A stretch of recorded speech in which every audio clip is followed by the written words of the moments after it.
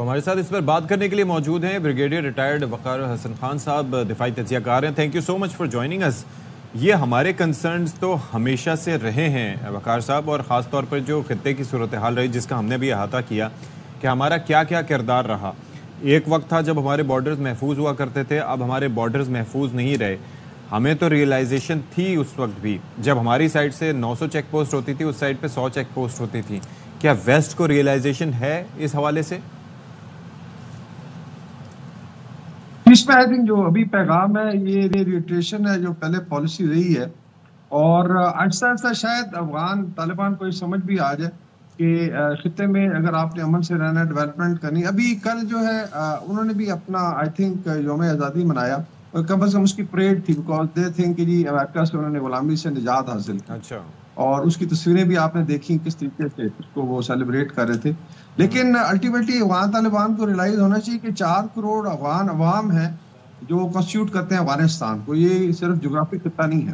اور ان کی فلاح جو ہے، ان کی ڈیولپمنٹ جو ہے، ان کی ذمہ داری ہے بینگ گورنمنٹ۔ ابھی 3 سال مکمل ہو گیا، لیکن انفارچونیٹلی چیزیں جو ہیں جس طرح پہلے بھی ہم ڈسکس کرتے رہے اس طرح نہیں رہی، اور انہوں نے سمجھا کہ شاید ٹیررزم کو ایز اے لیوریج یوز کر کے جتنے بھی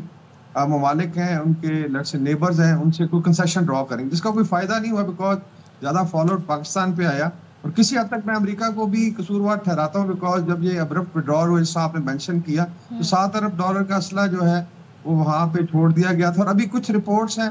جو کنفرم کی جا سکتی ہے کہ کچھ نہ کچھ فنڈنگ جو ہے امریکہ کی طرف سے بھی آ رہی ہے۔ اس بعد میں آج انڈیا ٹرائی کر رہا ہے کہ اس کو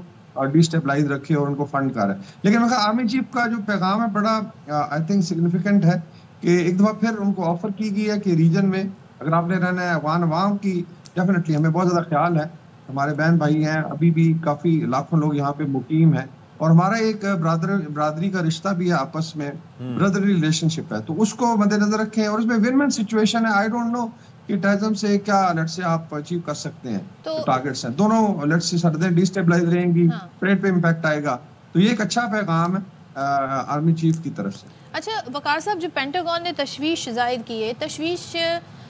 کتنی امپورٹنٹ ہے؟ اس میں واقعی کنسرن ہے؟ کیونکہ جب تک امریکہ یہاں پر تھا، ان کی فوج یہاں پر تھی، تب تک وہ ایک طرح سے اسٹیک ہولڈر تھے، لیکن اب وہ بیٹھے ہیں اپنے ملک میں آرام سے، یہاں پر وہ کہہ رہے ہیں جی ہم القاعدہ کو ختم کرنے آئے تھے، لیکن وہ تو ابھی کمزور تو ہو گئی، یہ پوری طرح ختم نہیں ہوئی، یعنی کہ جو جس ٹاسک کے لیے آئے تھے وہ بھی پورا نہیں کر سکے۔ پھر وہ کہہ رہے ہیں داعش بھی یہاں پہ سر اٹھا رہی ہے،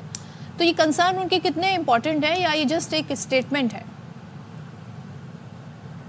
یہ ڈپلومیٹکلی تو ٹھیک ہے، میں اس کو پازیٹیولی دیکھتا ہوں، لیکن جیسے میں نے کہا کہ ابھی جس طرح سارا ایڈمز ہیں، ان کی CIA کی بہت بڑی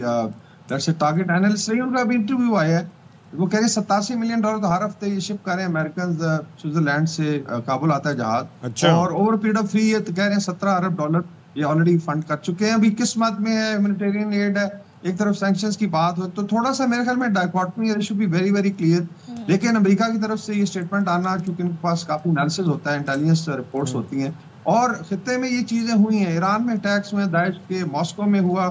سینٹرل ایشین ریپبلکس پریشان ہیں، چائنا پریشان ہے، because ultimately Afghanistan is known heart of Asia, because geographically link کرتا ہے پورے ریجن کو، تو سب چاہتے ہیں کہ جی اس میں ون ون سچویشن ہو۔ ہاں ایک چیز مجھے یہ بتائیے گا، ہوسٹائل پاورز ہیں، یہ تمام لیبل کو ڈسٹیبلائز کر کے رکھیں، تو میرے خیال میں they should walk the talk, تشویش ہے تو اس کے اوپر جو ہے عمل بھی کریں۔ میں یہ جاننا چاہ رہا تھا کہ how did this equation change for Pakistan, کیونکہ 90s میں ہم یہ دیکھ رہے تھے کہ ہمارے وہ بارڈر سیف ہوا کرتے تھے۔ اچھا اس وقت یہ کہا جاتا تھا کہ کیونکہ وہاں پر طالبان رجیم ہے تو اس وجہ سے شاید ایسا ہے۔ بعد میں جب اشرف غنی صاحب یا باقی کارزائی صاحب یا باقی لوگ تھے تو اس وقت کہا جاتا تھا کہ اس وقت انفلوئنس انڈیا کا زیادہ ہے کیونکہ طالبان گورنمنٹ میں نہیں ہے۔ اب تو طالبان گورن کر رہے ہیں، لیکن اگر آپ ان کی کرکٹ ٹیم سے لے کے کسی کا بھی رویہ دیکھیں ٹورڈز پاکستان یا بارڈر پہ جو سچویشن ہے، تو وہ that seems to be anti Pakistan. Why is that now کہ they are more close to India than Pakistan? جی ایک تو historically it is a shatter zone, I think پیچھے اگر آپ چلے جائیں تو پچھلے 200 سال میں 80 لڑائیاں ہوئی ہیں افغانستان میں، اور پچھلے 40 سال میں دیکھیں تو 2 سپر پاورز کی آکوپیشن ہے، کچھ 7 دفعہ رجیم چینج، بڑی وائلنٹ رجیم چینج ہوئی، اور ہر دفعہ آئی تھنک جو بھی سکسیسفل گورنمنٹس آئی انہوں نے ٹیررزم کو ایز اے لیوریج بھی یوز کیا اور ہوسٹائل ایجنسیز کو پناہ دی۔ ابھی جب امریکن ایگزٹ ہوا تھا تو اس میں امید تھی کہ طالبان جن کو آپ نے ڈپلومیٹکلی سپورٹ کیا، جن کی پہلی انویسٹمنٹ کانفرنس اسلام آباد میں کرائی اور ایون ریکنسیلیشن کی باتیں بھی ہوئی،